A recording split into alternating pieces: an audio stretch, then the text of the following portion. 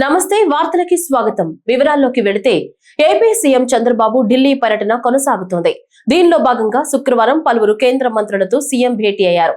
తొలుత కేంద్ర పునరుత్పాదక ఇంధన శాఖ మంత్రి ప్రహ్లాద్ జోషితో సీఎం భేటీ అయ్యారు. రాష్ట్రానికి చెందిన కేంద్ర మంత్రులు రామ్మోహన్ నాయుడు, పెమ్మసాని చంద్రశేఖర్ ఎంపీలతో కలిసి సమావేశమయ్యారు. రాష్ట్రంలో సోలార్ ప్రాజెక్టులు, ప్రధాని సూర్యఘర్ పథకం అమలుపై ప్రహ్లాద్ జోషితో చంద్రబాబు చర్చించారు. అనంతరం రక్షణ మంత్రి రాజ్నాథ్ సింగ్, సిఆర్ పాటిల్ తో సీఎం భేటీ అయ్యారు. రాష్ట్రానికి చెందిన వివిధ అంశాలపై వారితో చర్చించారు.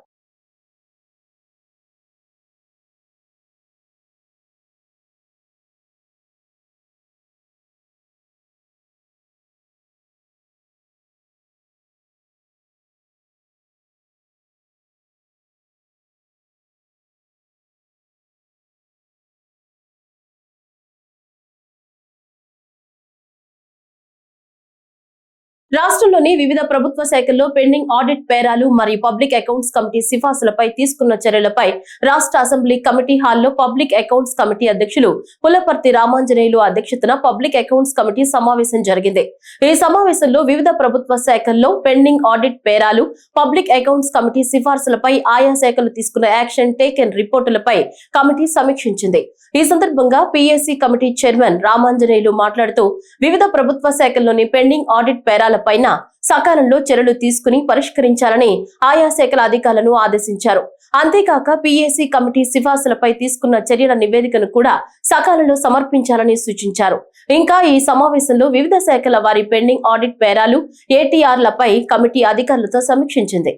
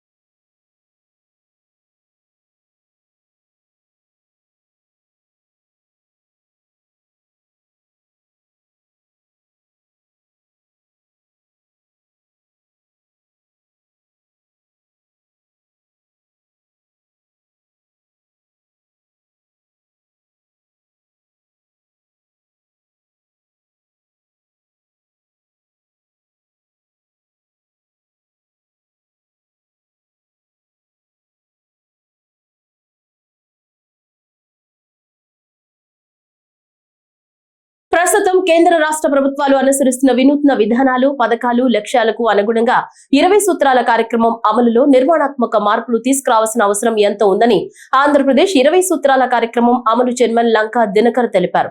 ఇదే విషయాన్ని ప్రస్తావిస్తూ కేంద్రానికి తాను రాసిన లేఖకు ప్రధానమంత్రి కార్యాలయం సానుకూలంగా స్పందిస్తూ ప్రత్యుత్తరం పంపడం జరిగిందని ఆయన తెలిపారు. ఈ సందర్భంగా మాట్లాడుతూ 20 సూత్రాల కార్యక్రమం అమల్లో నిర్మాణాత్మక మార్పులు, చేర్పులు చేయాల్సిన ఆవశ్యకతను ఆయన వివరించారు. 2006లో నాటి అవసరాలకు తగిన విధంగా మార్పులు, చేర్పులు చేయడం జరిగిందని, అప్పటి నుంచి ఇప్పటి వరకు అంటే గత 19 సంవత్సరాల నుంచి 2000 నాటి విధానంలోనే కేంద్ర ప్రభుత్వానికి రాష్ట్రం నుంచి మాస, త్రైమాసిక, అర్ధ సంవత్సర మరియు సంవత్సర నివేదికలు పంపడం జరుగుతుందన్నారు. అయితే 2047 నాటికి అభివృద్ధి చెందిన దేశంగా భారతదేశాన్ని తీర్చిదిద్దే సంకల్పంతో వికసిత్ భారత్ అట్ 2047 కార్యక్రమాన్ని దేశ ప్రధాని అమలు చేయడం జరుగుతుంటే 2047 నాటి 15% వృద్ధి రేటుతో దేశంలోనే అగ్రగామి రాష్ట్రంగా ఆంధ్రప్రదేశ్ ను స్వర్ణాంధ్రప్రదేశ్ గా తీర్చిదిద్దే లక్ష్యంతో రాష్ట్ర ముఖ్యమంత్రి కృషి చేస్తున్నారన్నారు.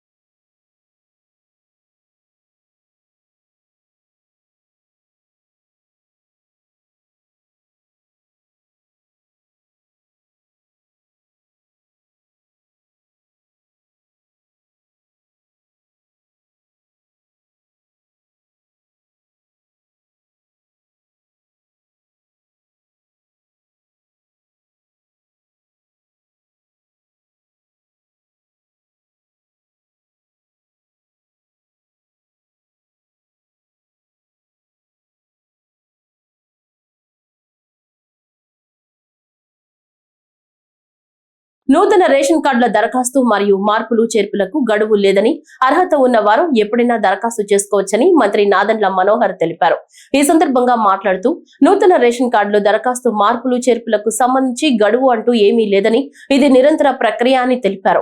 ప్రభుత్వ నిబంధనల ప్రకారం అర్హత ఉన్న ప్రతి ఒక్కరికి రైస్ కార్డులు అందిస్తామన్నారు. కొత్త రైస్ కార్డుల జారీలో ఎక్కడా ఎటువంటి జాప్యం లేదని, దరఖాస్తు చేసుకున్న 21 రోజుల్లోపే కొత్త కార్డులు అందరికీ ఉచితంగా ఇస్తున్నామని, ఇది నిరంతరం జరిగే ప్రక్రియ అని తెలిపారు. రాష్ట్ర వ్యాప్తంగా మే 7 నుంచి రైస్ కార్డుల్లో మార్పులు చేర్పులు చేపట్టామన్నారు. గత 2 ఏళ్ల నుంచి వీటిని మార్చే అవకాశం రాలేదన్నారు.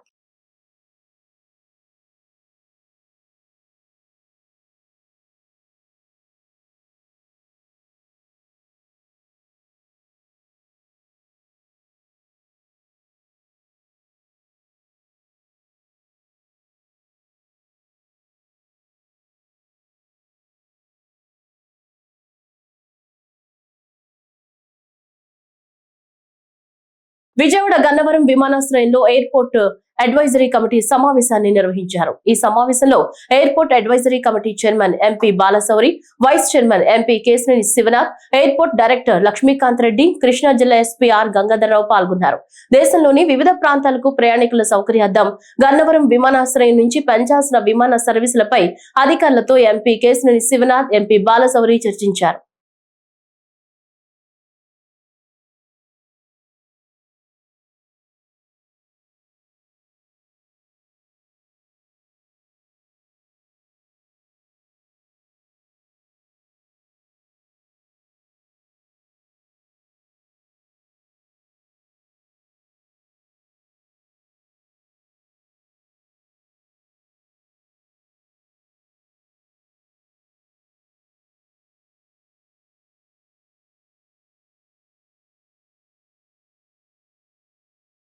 ఆడబిడ్డను ఆర్థికంగా నిలబెట్టడమే తమ ప్రభుత్వ లక్ష్యమని సీఎం రేవంత్ రెడ్డి అన్నారు.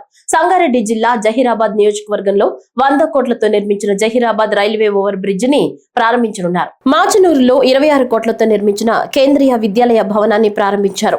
అదేవిధంగా నియోజకవర్గ వ్యాప్తంగా 494.67 కోట్లతో చేపట్టబోయే పనులకు శంకుస్థాపనలు చేశారు. అనంతరం పస్తాపూర్లో నిర్వహించిన బహిరంగ సభలో ఆయన మాట్లాడుతూ జహీరాబాద్ నియోజకవర్గంలోని హుగ్గెళ్లి చౌరస్తాలో బసవేశ్వరుడి విగ్రహాన్ని ఆవిష్కరించడం సంతోషంగా ఉందన్నారు. ఆయన ఆశయాలు, ఆలోచనలు ఎంతో గొప్పవన్నారు. మెదక్ జిల్లాతో ఇందిరాగాంధీది విడదీయరాని అనుబంధమని తెలిపారు. ఆమె మెదక్ ఎంపీగా కొనసాగుతుండగానే అమరులవ్వడం బాధాకరమన్నారు. జహీరాబాద్ అభివృద్ధిలో గీతారెడ్డి కీలక పాత్ర పోషించారని గుర్తు చేశారు. విడదీయరాని అనుబంధం. మెదకు పేరు గుర్తొస్తే ఇందిరమ్మ పేరు తలుచుకుంటాము. ఇందిరమ్మ పేరు తలుచుకుంటే మెదకు జిల్లాను గుర్తు చేసుకుంటాం. ఎందుకంటే ఈ దేశ సేవలో ఈ ప్రజలకు సేవలు అందిస్తూ 1984లో శ్రీమతి ఇందిరాగాంధీ గారు ఆఖరి రక్తపు బొట్టు చివరి శ్వాస వదిలినప్పుడు ఈ మెదకు పార్లమెంటు నియోజకవర్గానికి వారు ప్రాతినిధ్యం వహిస్తూ వారు అమరులై ఈ దేశం యొక్క సమగ్రతను కాపాడిన గొప్ప నాయకురాలు శ్రీమతి ఇందిరాగాంధీ. ఆ ఇందిరాగాంధీకి అండగా నిలబడ్డ ప్రజలు మెదకు పార్లమెంటు నియోజకవర్గ ప్రజలు, మెదకు జిల్లా ప్రజలు. అందుకే చరిత్ర ఎప్పటికీ మెదకు జిల్లాను గుర్తు పెట్టుకుంటుంది. మెదక్ ప్రజల యొక్క అభిమానాన్ని కాంగ్రెస్ పార్టీ గుండెల్లో చిరస్థాయిగా గుర్తు పెట్టుకుంటుంది అని చెప్పి నేను ఈ సందర్భంగా తెలియజేయదలుచుకున్నా. వారే కాదు, మెదక్ జిల్లా అంటే బాగారెడ్డి గారు, ఈశ్వరీబాయి గారు, మా అక్క, మా ఆడబిడ్డ గీతారెడ్డి గారిని ఈ ప్రాంత ప్రజలు ఎప్పుడు గుర్తు పెట్టుకుంటారు. గీతారెడ్డి గారు ఈ ప్రాంతం ప్రాతినిధ్యం వహించినప్పుడు జహీరాబాద్ నిమ్స్ ను మంజూరు చేయించి ఈ ప్రాంతాన్ని పారిశ్రామిక వాడగా అభివృద్ధి చేయడం ద్వారా ఈ ప్రాంతం అభివృద్ధి జరుగుతుంది. భారత్ లో కరోనా మళ్లీ విజృంభిస్తోంది. వివిధ రాష్ట్రాల్లో భారీగా కేసులు నమోదవుతున్నాయి. కేంద్ర ఆరోగ్య శాఖ డేటా ప్రకారం ప్రస్తుతం దేశంలో 257 యాక్టివ్ కోవిడ్ కేసులు ఉన్నాయి. వీరిలో చాలా మంది తేలికపాటి లక్షణాలను ఎదుర్కొంటున్నారని, ఆసుపత్రిలో చేరాల్సిన అవసరం లేదని, ఇంట్లోనే క్వారంటైన్ లో ఉంటే సరిపోతుందని అధికారులు తెలిపారు. ఈ నేపథ్యంలో AP MSIDC chairman Chillapalli Srinivasa Rao ప్రజలు భయపడవద్దని, అప్రమత్తంగా ఉండాలని సూచించారు. కరోనా కరోనా కేసులు నమోదవుతున్న నేపథ్యంలో ప్రజలంతా ఈ జాగ్రత్తలు తప్పనిసరిగా పాటించాలంటూ కొన్ని నియమాలు సైతం తెలియజేశారు. ఇప్పటికే ఇతర దేశాల్లో వరుసగా కరోనా కేసులు నమోదవుతున్న నేపథ్యంలో ఏపీలో సైతం కరోనా పాకే అవకాశం ఉందన్నారు. ఇప్పటికే ఒక ప్రాంతంలో ఒక కేసు నమోదైనట్లు అధికారికంగా వైద్యులు వెల్లడించారని, మరికొన్ని ప్రాంతాల్లో అనుమానిత కేసులు ఉన్నట్లుగా కూడా సమాచారం అందుతుందన్నారు. నమస్కారం అండి. కోవిడ్ అనే మహమ్మారి మరలా కొద్దిగా వస్తూ ఉంది. ఆంధ్రప్రదేశ్లో కూడా 1-2 కేసులు వచ్చాయి. కానీ నేను ఒకటే చెప్తా ఉన్నాను, మా హెల్త్ డిపార్ట్మెంట్ నుంచి ఎవరు కూడా భయపడాల్సిన అవసరం లేదు. తగిన ప్రికాషన్స్ తీసుకోండి. దేనికంటే మేము తప్పనిసరిగా హెల్త్ డిపార్ట్మెంట్ నుంచి ఇప్పటికే ముఖ్యమంత్రి గారు గౌరవనీయులు చంద్రబాబు నాయుడు గారు ఆల్రెడీ ఆదేశించారు. అలాగే మా హెల్త్ మినిస్టర్ గారు, ఆరోగ్య శాఖ మంత్రి సత్యకుమార్ యాదవ్ గారు కూడా రెగ్యులర్గా రివ్యూస్ చేస్తూ ఉన్నారు దాని మీద. తప్పనిసరిగా అంటే మా గవర్నమెంట్ హాస్పిటల్లో ఆరోగ్య శాఖ నుంచి మాస్కులు కానీ, దానికి ప్రివెంటివ్ మెడిసిన్స్ కానీ అన్నీ సిద్ధంగా ఉన్నాయి. కాకపోతే వర్రీ అవ్వాల్సిన అవసరం లేదు. ప్రజలంతా కదే మాస్కులు ధరించి తప్పనిసరిగా ఎక్కువ గ్యాదరింగ్స్ అలా లేకుండా, పెద్దవాళ్ళని దూర ప్రయాణాలకి వాటికి వెళ్లకుండా, అలాగే గర్భిణీ స్త్రీలు కొంచెం జాగ్రత్తగా ఉండి ప్రికాషన్స్ తీసుకుంటే సరిపోతుంది. దీనికి పెద్దగా భయపడాల్సిన అవసరం లేదు. ఎందుకంటే గతంలో చాలా విచ్చలవిడిగా వచ్చినప్పుడు మనం ఎదుర్కొన్నాం. ఇప్పటికి ఇబ్బంది పడాల్సిన అవసరం లేదు. ఎందుకంటే అన్నీ కూడా అలర్ట్గా ఉన్నాయి. దానికి తగ్గ ప్రికాషన్స్తో ఆంధ్రప్రదేశ్ గవర్నమెంటు ఆరోగ్య శాఖ అంతా కూడా మేము సిద్ధంగా ఇప్పటికే రివ్యూస్ అన్నీ చేస్తూ ఉన్నాం. దయచేసి ఎవరు దాని గురించి, కరోనా గురించి ఎవరు కూడా భయపడాల్సిన అవసరం లేదు. మనం సెల్ఫ్గా దాన్ని డిఫెన్స్ చేసుకుని తగు జాగ్రత్తలు, మాస్క్ ధరించడం కానీ, అలాగే ఎప్పటికప్పుడు రోజు శానిటేషన్ ద్వారా మనం చేతులు శుభ్రపరచుకోవటం, అలాగే విదేశాల నుంచి ఏదైతే కరోనా కేసులు ఉన్న దేశాల నుంచి వచ్చిన వాళ్ళని కొంచెం దానికి క్వారంటైన్లో ఉంచి బయట వాళ్ళతో కలవకుండా, అలాగే పెద్దవాళ్ళు మన ఇళ్ళల్లో ఉండే పెద్దవాళ్ళని కూడా తగు జాగ్రత్తగా మనం డిస్టెన్స్ మెయింటైన్ చేసుకుంటే సరిపోతుంది. ఎందుకంటే ఇమ్యూనిటీ పవర్ పెంచుకుంటే సరిపోతుంది దీంట్లో అని చెప్పి ఈ సందర్భంగా తెలియజేసుకుంటాను. ఆంధ్రప్రదేశ్ రాజధాని అమరావతిని 3 సంవత్సరాల్లో పూర్తి చేస్తామని ప్రభుత్వ విప్ ఆదినారాయణ రెడ్డి అన్నారు. మోదీ ఆధ్వర్యంలో కేంద్ర ప్రభుత్వ నిధులతో రాష్ట్రంలో అనేక సంక్షేమ పథకాలను అందిస్తున్నామని తెలిపారు. పోలవరం ప్రాజెక్టును పూర్తి చేస్తామని తెలిపారు. అమృత స్కీమ్ ద్వారా కడప, బద్వేలు, జమలమడుగు పట్టణాలను త్రాగునీటిని అందిస్తామని తెలిపారు. వికసిత ఆంధ్రప్రదేశ్, వికసిత కడప, వికసిత కమలం అనే లక్ష్యంతో పనిచేస్తామని తెలిపారు. కొప్పర్తి పారిశ్రామిక వాడకు కేంద్రం భారీ స్థాయిలో నిధులు ఇవ్వడం ద్వారా రాయలసీమను పారిశ్రామికంగా అభివృద్ధి చేస్తున్నామని తెలిపారు. మాజీ ముఖ్యమంత్రి YS Jaganmohan Reddy liquor scam తో రాష్ట్రంలో దోపిడీకి పాల్పడ్డాడని ఆదినారాయణ రెడ్డి ఆరోపించారు.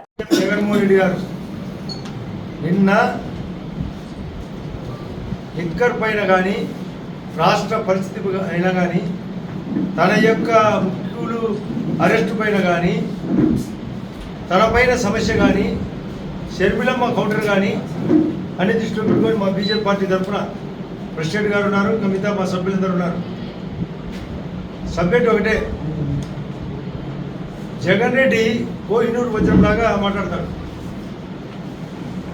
తన వాళ్ళందరూ మంచోళ్ళంట. నేనైతే సింపుల్గా చెప్పే మాట పల్లెలో చెప్తున్నారు, మాంచోళ్ళు, అందరినీ ముంచినోళ్ళు. మంచోళ్ళు కాదు, మాంచోళ్ళు, యమా దొంగలు, అందరినీ ముంచినారు. ఎవరిలో కూడా 0.1% కూడా నీతి లేదు. జగన్ రెడ్డి నైజమే నిజం. కొన్ని పత్రికలను పట్టుకొని ఈనాడు, ఆంధ్రజ్యోతి, TV5 దొంగలు అన్నారు.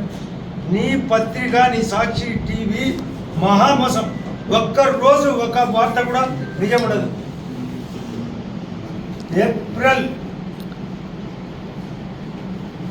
మే 2వ తేదీ నాడు ఈ సంవత్సరం అమరావతి సందర్భంగా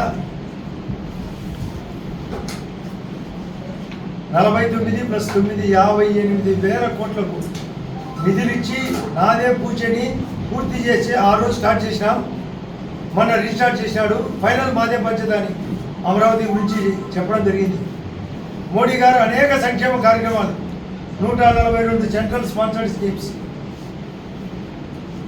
రకరకాలుగా ఇల్లు మొదలుకొని, తాగునీళ్ళు మొదలుకొని, కరెంటు, ఇంట్లోకి గ్యాస్, రేషన్ కార్డు, ఉచిత బియ్యం, గ్రామీణ ఉపాధి ద్వారా రోడ్లు, నేషనల్ హైవేలు, ఎయిర్పోర్ట్లు, సీపోర్ట్లు. నిన్నే స్టేట్మెంట్ ఇచ్చాడు రాజస్థాన్లో 600 అభివృద్ధి అని. బడ్జెట్ కూడా 50,65,000 కోట్లు. అటువంటి ప్రధానమంత్రి గారిని దేశము ప్రపంచమంతా విశ్వగురువుగా ప్రకటించారు. సర్వరోగ నివారణిగా యోగాను జీవితంలో ఒక భాగం చేసుకుని సంపూర్ణ ఆరోగ్యానికి బాటలు వేసుకోవాలని చిత్తూరు పార్లమెంట్ సభ్యులు దగ్గుమళ్ల ప్రసాదరావు తెలిపారు.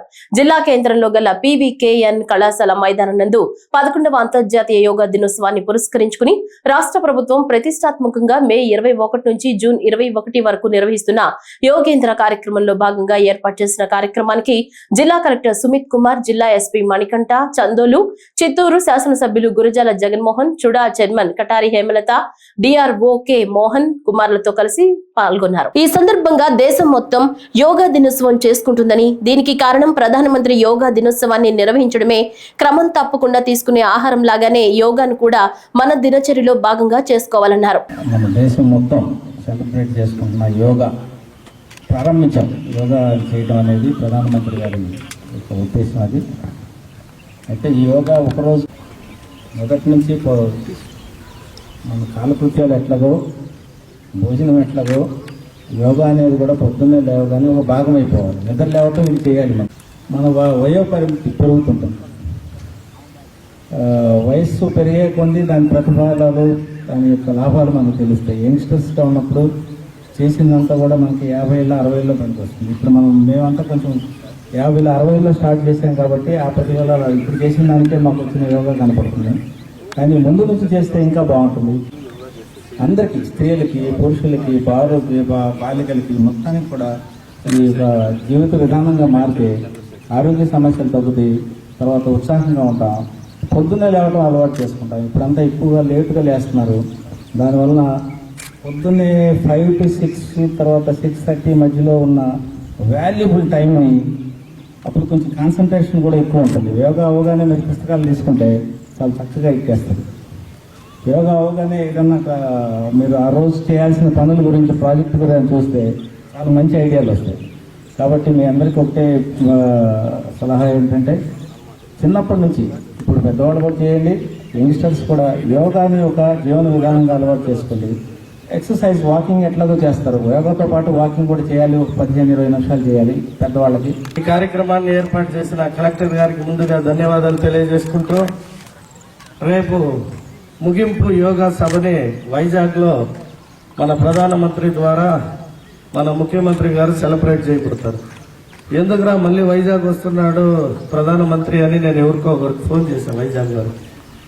మన ముఖ్యమంత్రి గారు పొద్దునే 4:30కి లేచి యోగా, వోకల్ యోగా ఎంత బాగా మాట్లాడుతూనే ఉంటాడు. చంద్రబాబు నాయుడు 2 గంటలైనా 3 గంటలైనా సీక్రెట్ తెల్లే. నిన్న మా గంటా శ్రీనివాస్ గారిని అడిగితే మాకు తెలిసి చంద్రబాబు నాయుడు గారు పొద్దునే లేచి ఫస్ట్ ఈ వోకల్ యోగా చేస్తారు కాబట్టి వారంత చక్కగా గంటలైనా మాట్లాడగలుగుతారు.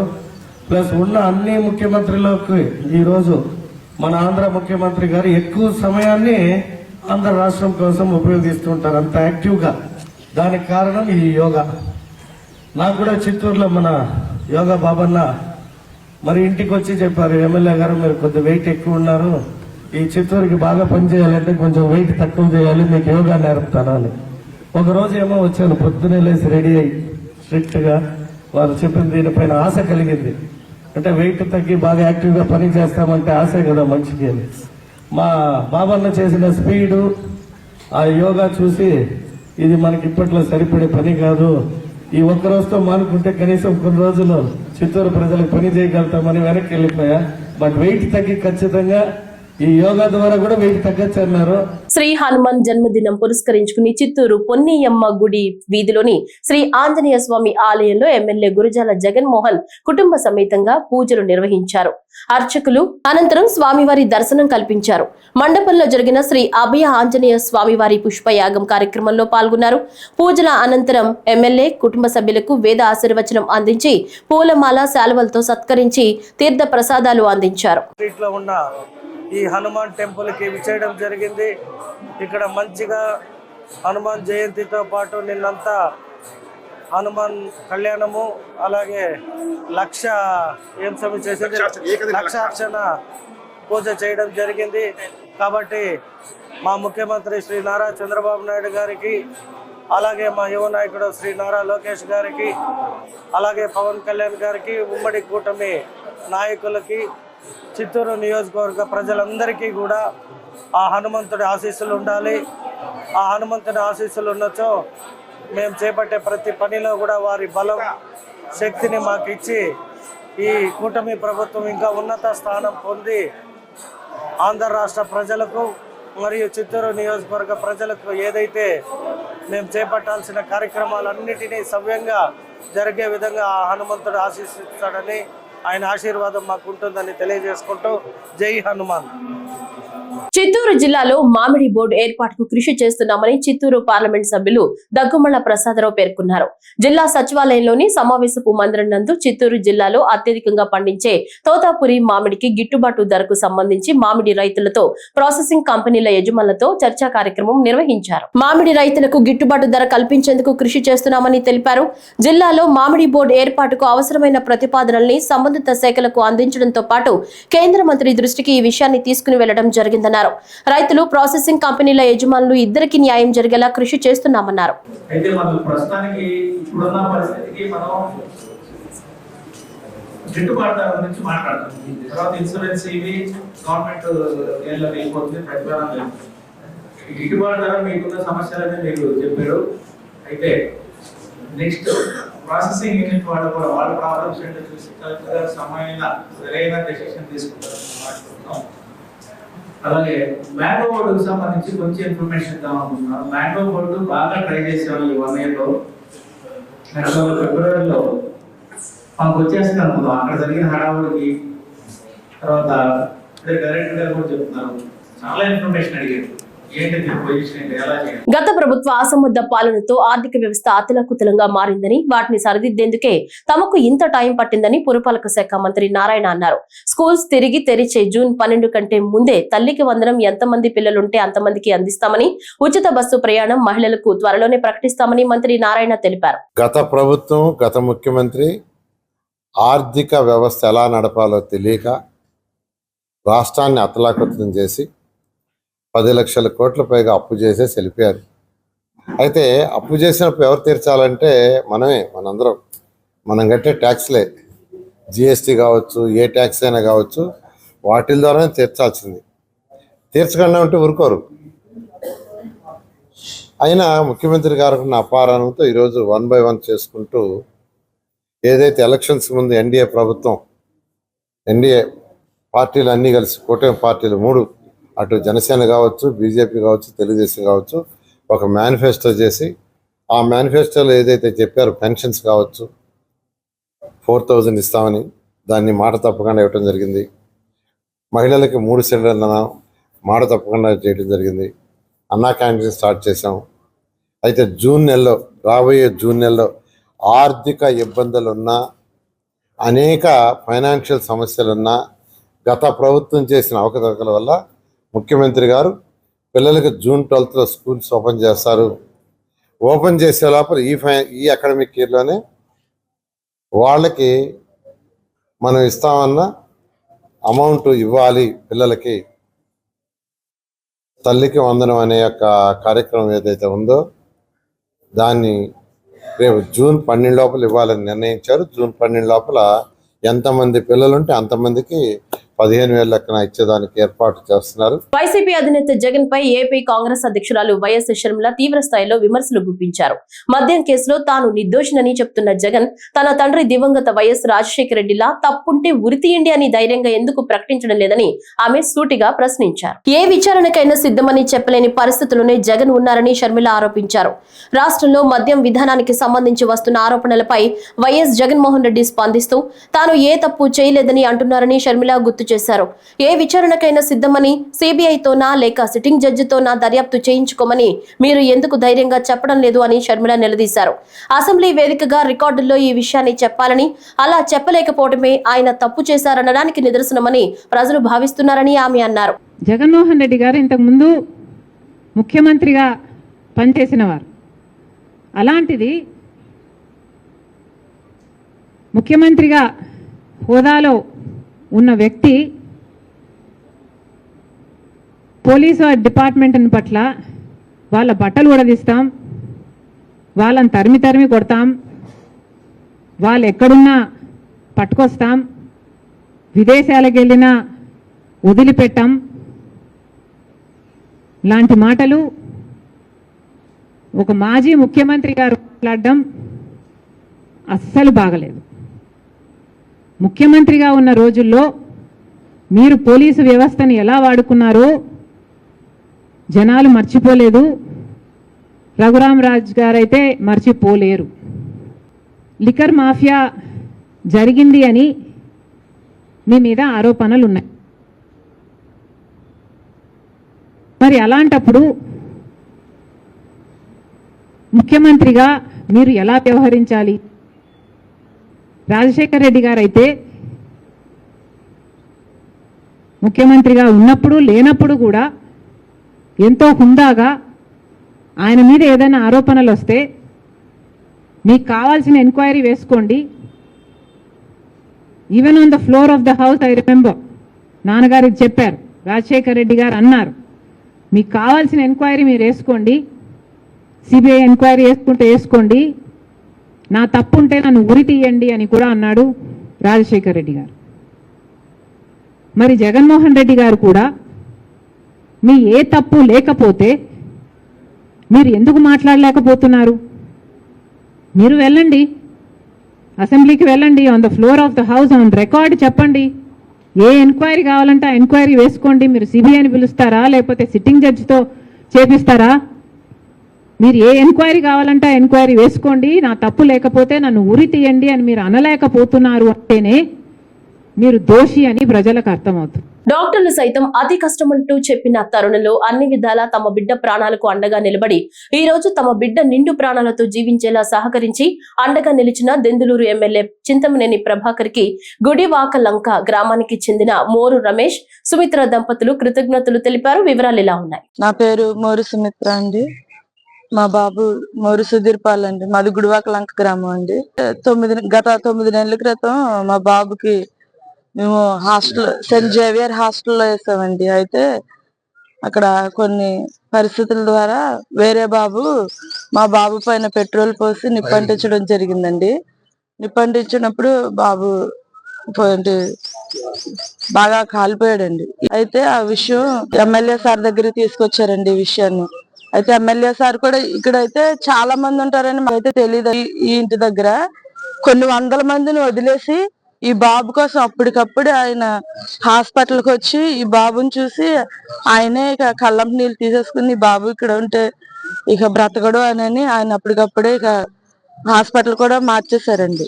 విజయవాడ తీసుకెళ్ళామండి. విజయవాడ తీసుకెళ్ళిన తర్వాత ఎమ్మెల్యే సారు ఫలానా హాస్పిటల్ తీసుకెళ్ళండి, డబ్బుతో సమస్య కాదు, బాబు మనకు బ్రతికి రావాలి, మీరు ఏం చేస్తారు నాకు తెలీదు, బాబు మాత్రం ఖచ్చితంగా బ్రతికే రావాలి ఇంటికి, మీ బిడ్డను మట్టుకు పోగొడితే మట్టుకు ఊరుకోనని మా పెద్దలకు గాని కార్యకర్తలకు గాని అందరికీ చెప్పారండి.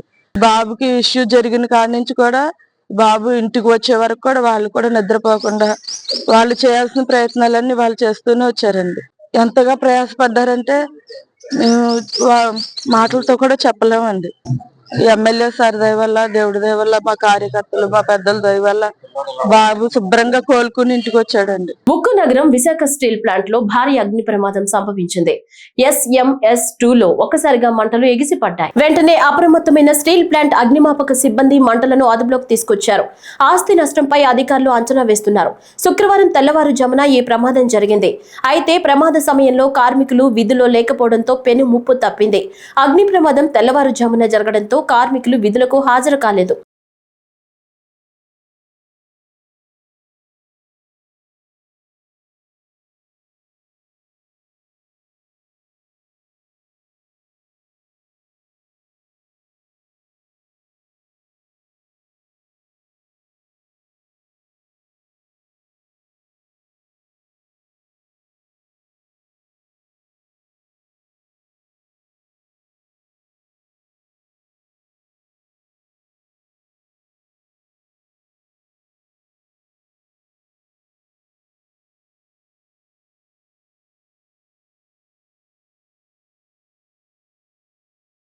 శ్రీకాకుళం జిల్లా సంతబొమ్మాళి మండలం నగిరిపెంటకు చెందిన మేజర్ మల్లా రామ్ గోపాల్ నాయుడికి రాష్ట్రపతి ద్రౌపది ముర్ము కీర్తి చక్ర పురస్కారాన్ని ప్రదానం చేశారు.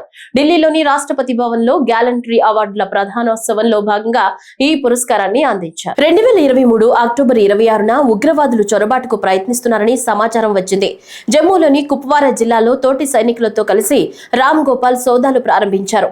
అక్కడ ఇళ్లలో నక్కిన 5 ఉగ్రవాదుల్లో 3 పాయింట్ బ్లాంక్ రేంజ్ లో రామ్ గోపాల్ కాల్చి చంపారు. మరొక ఉగ్రవాది తప్పించుకున్నాడు. అతని కోసం వెతుకుతుండగా రామ్ గోపాల్ బృందంపై 5వ ఉగ్రవాది గ్రెనేడ్ విసిరాడు. దాని నుంచి చాకచక్యంగా తప్పించుకుని అతడిని మట్టుబెట్టి ఆపరేషన్ ముగించారు.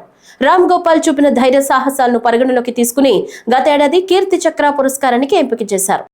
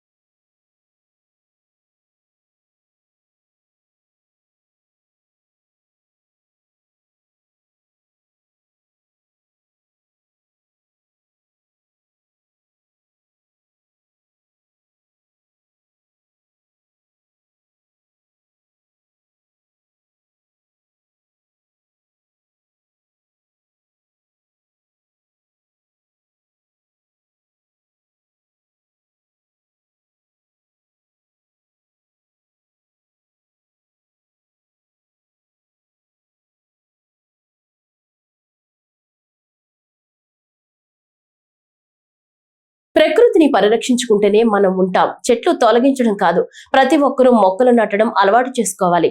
ప్రకృతి నుంచి తీసుకోవడం కాదు, ఇవ్వడానికి అలవాటు పడాలని రాష్ట్ర ఉప ముఖ్యమంత్రి అటవీ పర్యావరణ శాఖ మంత్రి పవన్ కళ్యాణ్ పిలుపునిచ్చారు. నేటి సమాజంలో ప్రకృతి నుంచి తీసుకోవడమే గానీ ఇవ్వడం అలవాటు లేకుండా పోయిందన్నారు. ప్రకృతిని రక్షించుకుంటే ప్రకృతి మనల్ని రక్షిస్తుందని తెలిపారు. మన రాష్ట్రంలోనూ అటవీ భూములు ఆక్రమించుకునే వారు ఉన్నారు. కొత్తగా అడవులు సృష్టించాలన్న ఆలోచన ఉన్నవారు కరువయ్యారన్నారు. జీవ వైవిధ్యాన్ని కాపాడేందుకు మన ఇంటి నుంచే మొదటి అడుగు వేయాలని కోరారు. జీవ వైవిధ్యాన్ని కాపాడేందుకు ప్రభుత్వం తరపున ప్రతి జిల్లాలో ఒక బయోడైవర్సిటీ పార్క్, ప్రతి గ్రామంలో ఒక పల్లెవనం ఏర్పాటు చేయనున్నట్లు తెలిపారు. విజయవాడ తుమ్మలపల్లి కళాక్షేత్రంలో నిర్వహించిన అంతర్జాతీయ జీవ వైవిధ్య దినోత్సవ కార్యక్రమంలో ముఖ్య అతిథిగా పాల్గొన్నారు. కమ్యూనికేషన్ నేర్చుకున్నాను. దాంట్లో సారాంశం ఏముంటదంటే మన జీవ వైవిధ్యానికి సంబంధించి మాట్లాడుతుంది. బేసిక్ దాంట్లో ఏం చెప్తుందంటే మనిషికి టేకర్స్ అండ్ లీవర్స్ ఎంతసేపు మనం తీసుకోవడం అలవాటు అయిపోయింది, కానీ ఇవ్వడం అలవాటుపోయింది, పరిరక్షించుకోవడం అలవాటుపోయింది. ఇది నేను చాలా సంవత్సరాల నుంచి, దశాబ్దాల నుంచి నేనేమనుకున్నా అంటే బిఫోర్ ఈ రాజకీయాలు రాకముందు కానీ లేదంటే సినిమాలు చేయకముందు నేను ఎప్పుడు ప్రతి మనిషి తనదైన స్థాయిలో నువ్వు ఎక్కడుంటే అక్కడ మన సత్తా, ఒక చిన్నపాటి మొక్క నాటితే అదే మన సత్తా అనుకుంటే దాని నుంచే పుట్టేస్తాం. చాలా సంవత్సరాల క్రితం 8 ఎకరాల పొలం బాగా ఎండిపోయిన పొలం, పక్షులు పెద్ద వచ్చేయటం, దున్నేస్తున్నారు. అందులో నేనేం చేశాను, దున్నటం ఆఫ్ చేశాను. నేను అందరిలా డబ్బులు సంపాదించాలి కాదు, కానీ ఈ జీవ వైవిధ్యం పెరగాలంటే ఏం చేయాలని అనేక పుస్తకాలు చదవటం వల్ల నువ్వు ఏదైనా చెయ్యాలి సహాయం అంటే నువ్వు ప్రకృతితోటి చెడగొట్టడం ఉంటే చాలు. Nature is so powerful, it can redefine it self. దానికి మనం ఏం చేయగలం, మనం చెడగొట్టకుండా ఉంటే చాలు.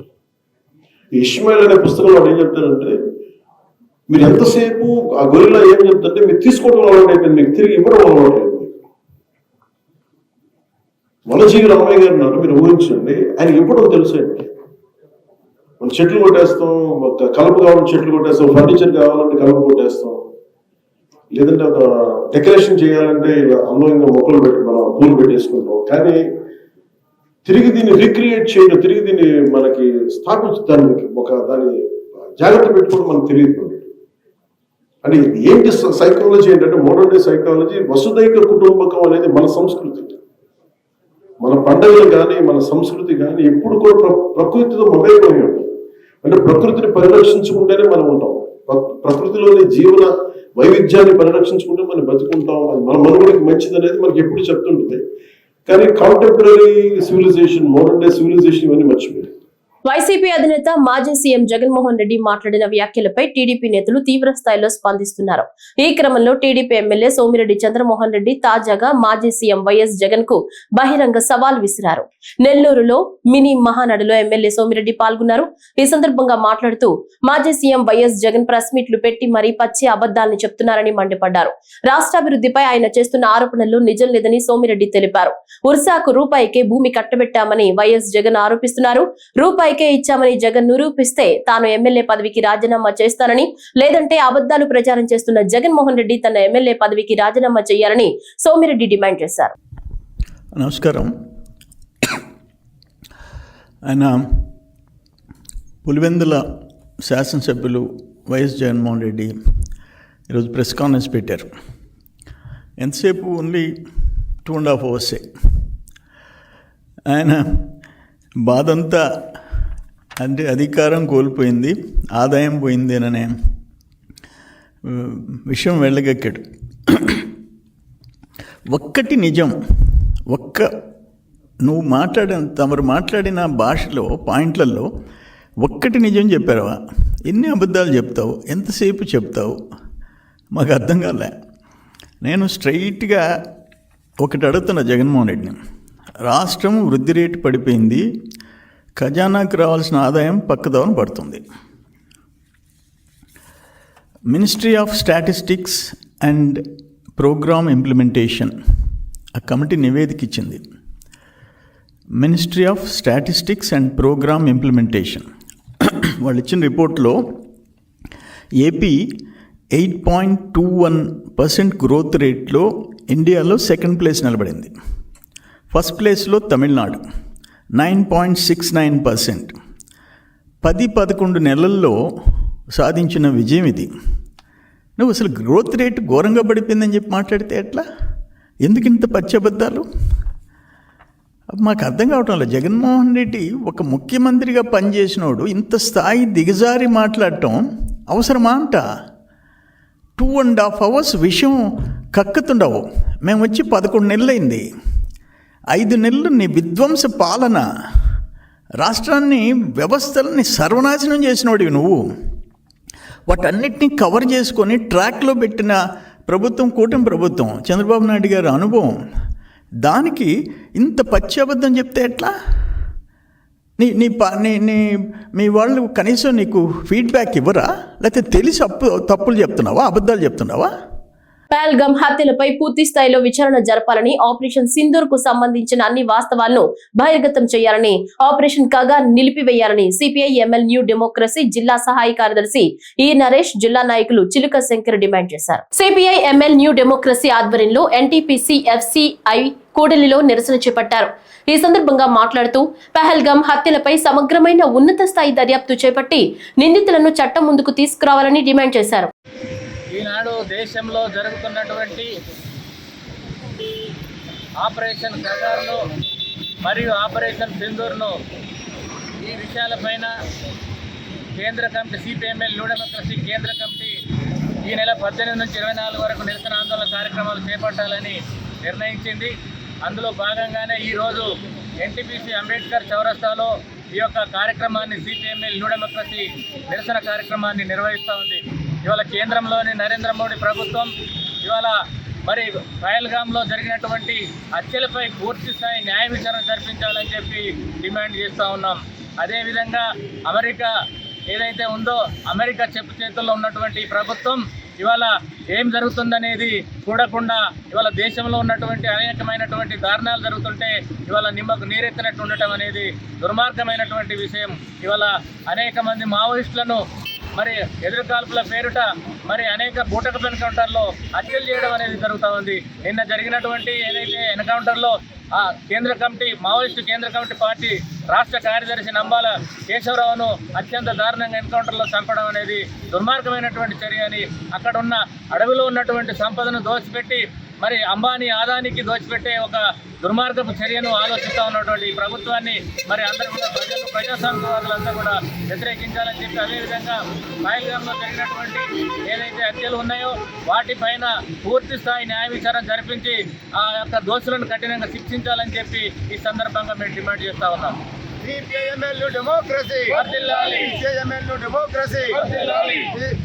బీజేపీ ప్రభుత్వం మొండి వైఖరి, కేంద్ర ప్రభుత్వం మొండి వైఖరి, కాల్పులను వెంటనే శాంతి చర్చలు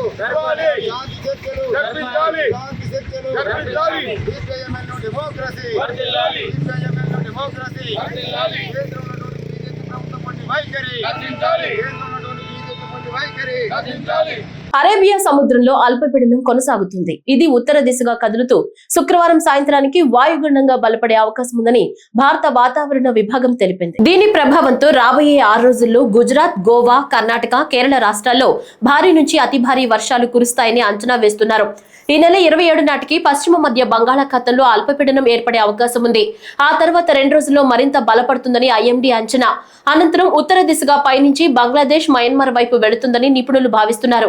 దీని ప్రభావంతో రాబోయే 3 రోజుల్లో తేలికపాటి నుంచి ఓ మోస్తరు వర్షాలు రావచ్చంటున్నారు.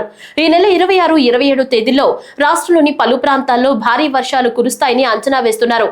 ఈ నెల 26 వరకు మత్స్యకారులు వేటకు వెళ్లరాదని ఐఎండీ హెచ్చరించింది.